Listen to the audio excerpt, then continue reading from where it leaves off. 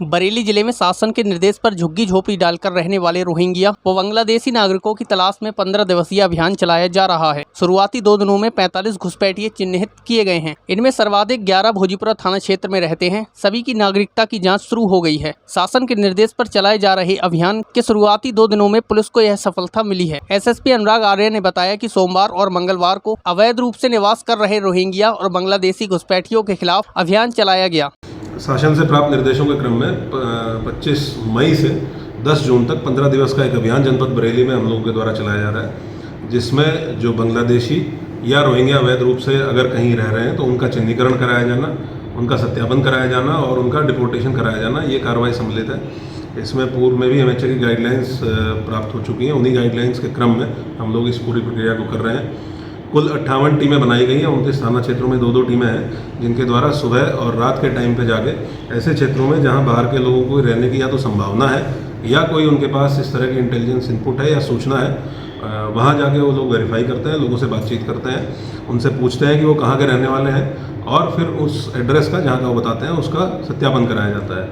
अभी तक इन टीमों ने कल लगभग 85 पॉइंट्स पे इस तरह के लोगों की चेकिंग की है और उसमें लगभग 750 लोगों को चेक किया गया, जिनसे बातचीत की गई और 45 लोग ऐसे थे जो संदिग्ध पाए गए और उनका सत्यापन हमारे द्वारा कराया जा रहा है। ये 45 लोग ज़्यादातर ऐसे हैं जिन्होंने ये बताया कि वो अन्य प्रदेशों के रहने वाले हैं।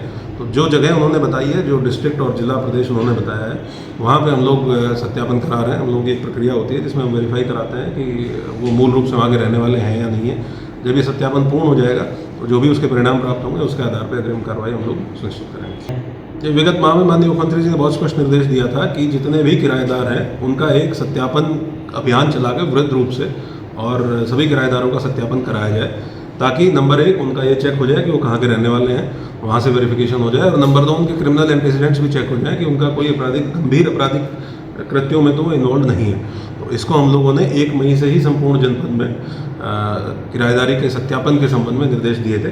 इसके 2 तरीके हैं। ऑफलाइन तरीके से भी कोई अगर अप्लाई करना चाहता है तो मेरे कार्यालय में आके अप्लाई कर सकता है।